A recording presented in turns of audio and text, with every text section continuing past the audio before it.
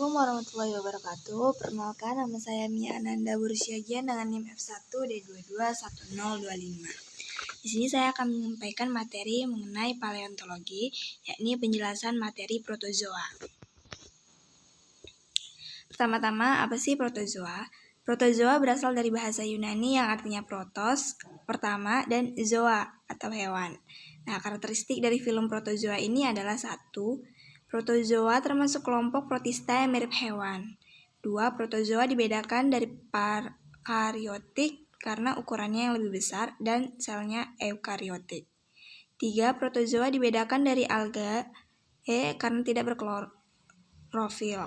4. Dibedakan dari jamur karena dapat bergerak aktif dan tidak berdinding sel. 5. Dibedakan dari jamur lendir karena tidak dapat membentuk badan buah. Bentuk tubuh dari protozoa. 1. Kebanyakan protozoa hanya dapat dilihat di bawah mikroskop. Yang kedua, ukuran tubuhnya antara 3 sampai 1000 mikron. 3. Tubuh protozoa amat sangat sederhana, yakni terdiri dari satu sel tunggal atau unisel. Namun demikian, protozoa merupakan sistem yang serba bisa. Semua tugas tubuh dilakukan oleh satu sel saja tanpa mengalami tumpang tindih. 4. Bentuk tubuh macam-macam, ada yang seperti bola, bulat memanjang, atau seperti sendal, bahkan ada yang bentuknya tidak menentu. Ada yang mempunyai flagel maupun silia.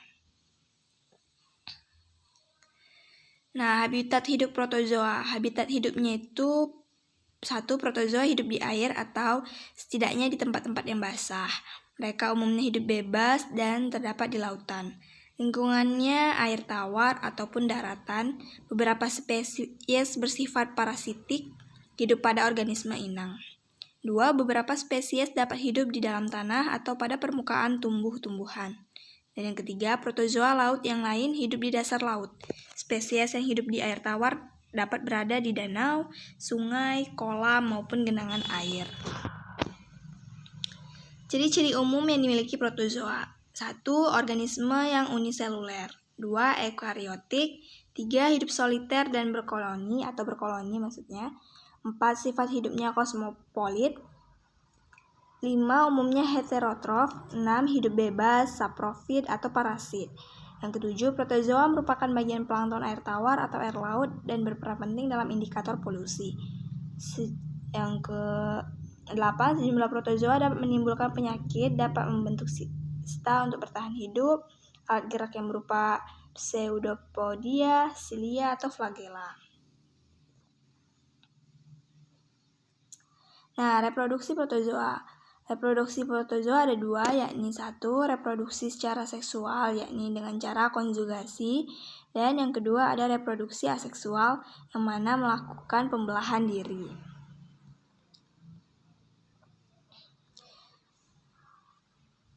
Pada protozoa terdapat 4 klasifikasi, yakni 1. Rhizopoda atau Sarcodina, 2. Flagellata atau Mastigopora, 3. Ciliata, dan yang keempat Sporozoa. Rhizopoda atau Sarcodina ini 1. Alat geraknya berupa kaki semu atau pseudopodia. Dan yang kedua, hidup di air tawar, air laut, tempat-tempat basah, dan sebagian ada yang hidup dalam tubuh hewan maupun manusia. Contohnya amuba, proteus, foraminifera, archela, dan radiolaria. Flagellata atau Mastigopora. Flagellata atau Mastigopora ini bergerak dengan flagel atau bercambuk, yang dibedakan menjadi 2, yaitu Flagellata autorofrik atau berkloroplas, dapat berfotosintesis. Contohnya Euglena viridis, Noctiluca miliaris, Volvos globator. Yang kedua ada Flagellata heterotrofik atau tidak berkloroplas. Contohnya Trypanosoma gambiens dan Leishmania. Ciliata. Nah, pada ciliata ini mereka bergerak menggunakan silia atau rambut getar. Bentuk tubuh tetap, hidup di air tawar yang banyak mengandung zat organik.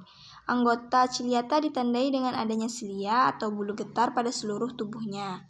Kebanyakan ciliata berkembang biak dengan cara membelah diri, dan kebanyakan ciliata hidup bebas. Sporozoa. Nah, sporozoa ini merupakan protozoa yang tidak memiliki alat gerak. Sifatnya parasit pada manusia maupun hewan, bergerak dengan cara mengubah kedudukan tubuhnya atau meluncur. Tubuh sporozoa berbentuk bulat atau oval, mempunyai nukleus tapi tidak mempunyai vakuola kontraktil. Peranan protozoa sendiri dalam kehidupan adalah menjadi salah satu sumber makanan bagi hewan air, termasuk hewan seperti udang, ikan, kepiting, dan lain-lainnya. Pada foraminifera, kerangka yang kosong akan mengendap di laut dan kemudian menjadi tanah. Sementara pada radiolaria, kerangkanya apabila mengendap di dasar akan mengendap menjadi tanah dan dapat digunakan sebagai bahan penggosok. Sekian penjelasan dari saya. Terima kasih. Wassalamualaikum warahmatullahi wabarakatuh.